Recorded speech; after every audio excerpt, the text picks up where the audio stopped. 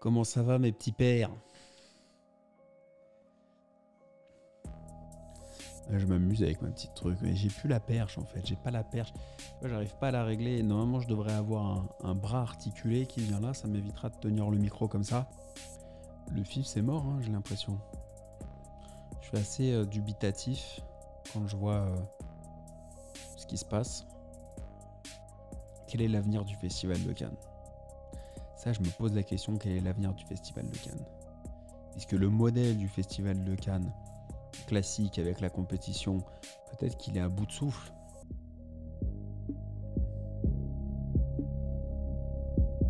Donc premier FIF 2005. 2005 c'est le premier. J'arrive, je connais pas un chat. Cheveux gominés en arrière, à l'ancienne. Al Pacino dans le Parrain 2. En blanc. Il faudra que je retrouve des photos. Je pense qu'on peut retrouver des photos sur internet de cette époque-là. Donc 2005, j'ai 19 ans. Et je découvre le Festival de Cannes pour la première fois. Sans accréditation, sans rien, à l'arrache, total. Comme d'hab quoi. Attends, on va arrêter le son. Hop. 2006, écoute, je reviens au Festival de Cannes en 2006, toujours pas d'accréditation. Je me mets à rencontrer un peu plus de gens, à revoir les gens que j'ai vus en 2005. Et puis on passe du temps sur les plages. Il y a le Nikki Beach qui bat son plein. Nikki Beach était en extérieur, c'était pas un chapiteau à l'époque. C'était en extérieur complètement. Et c'est une grosse fête, quoi. Grosse fête, gros DJ qui arrive, les tables, les trucs, et on s'éclate. Il y a une bonne ambiance, il y a une ambiance très tropézienne, très Saint-Tropez à cette époque-là au Festival de Cannes. 2005-2006, il fait très chaud, très beau. Et on se croit à Saint-Tropez, sauf qu'il n'y a pas la piscine. Mais il y avait vraiment cet état d'esprit-là, vraiment fête, beaucoup plus qu'aujourd'hui. Ça, je ne suis pas le seul à le dire, hein, bien entendu. 2007, toujours pas d'accréditation. Je crois que je monte les marches pour la première fois. Un copain me file une invitation. Voilà, toujours la même chose. Je vois aucun film. Mais peu importe, quoi. Je vois du monde. On va à des soirées à l'œil, on se marre, c'est sympa. On découvre le festival, on fait des rencontres incroyables. Tu rentres facilement dans les soirées. Voilà, donc c'est rien à voir avec aujourd'hui. 2008, 2008 Festival de Cannes, effectivement. Euh, je viens. C'est un festival sympa, 2008. C'est un FIF sympa, c'est un FIF. Attends, on va mettre un petit son pour accompagner 2008. 2008, sympa, je viens avec la copine de l'époque. 2009, rien à signaler. 2010 non plus. 2011, il y a Arthur, un copain Arthur Titi, pour ceux qui connaissent, qui vient au festival, on se croise et c'est toujours la fête. Je sais plus si j'ai une accréditation en 2011, peut-être, ouais. Je dois avoir une accrède et donc je vais voir des films. 2012, ça continue. Village Webs arrive pour la première fois. Non, je crois que la première fois c'était 2011. C'est 2011 ou 2012 la première fois de la Village Webs. C'était sur une plage à l'époque. Ça a été au départ sur une plage. Ensuite, ça a été sur un bateau sur le Club Med 2 en 2014. Et maintenant, c'est aux marches depuis 2015. Depuis 2015. Donc ça a été ça l'histoire. Donc c'est 2011 ou 2012. Le début de la Village Webs, c'était sur une plage et grosse fête. Et en 2012, donc Arthur qui arrive, Arthur, un octambule des nuits parisiennes bien connu. Et on se retrouve à Cannes. 2013, Marvin, j'essaierai de l'interviewer sur la chaîne ou sur le podcast, qui est un des membres fondateurs d'Inside Cannes. Voilà.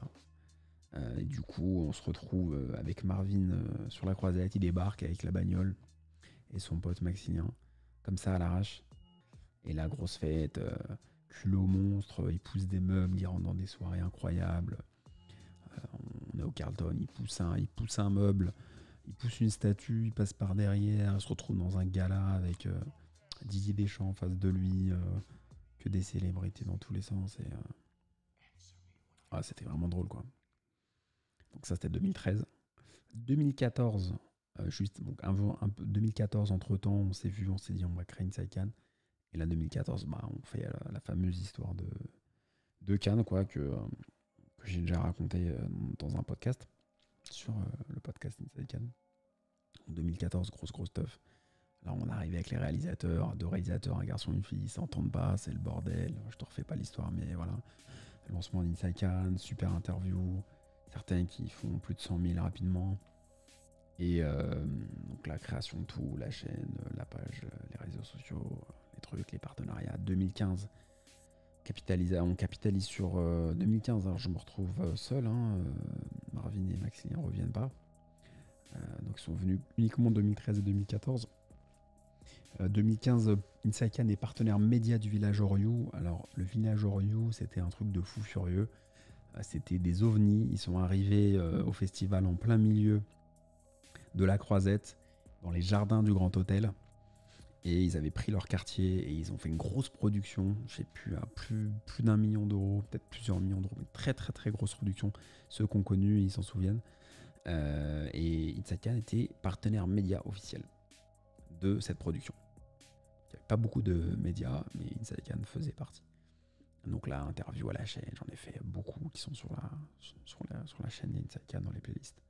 2016, on est partenaire de aucun lieu, mais je fais mes interviews à la terrasse de Sandra & Co.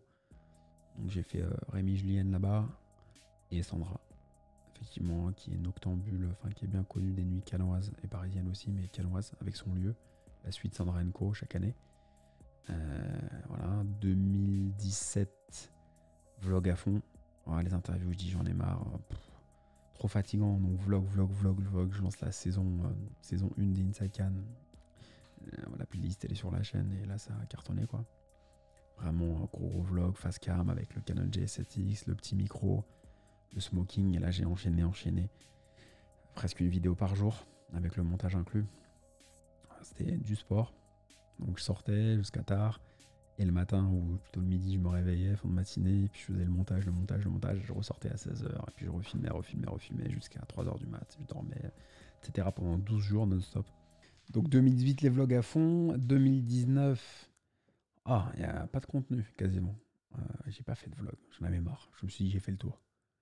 J'ai fait le tour du truc, voilà, qu'est-ce que je vais apporter de plus? Je vais pas refaire le truc à la Thai Night, j'ai déjà fait en 2017 et 2018.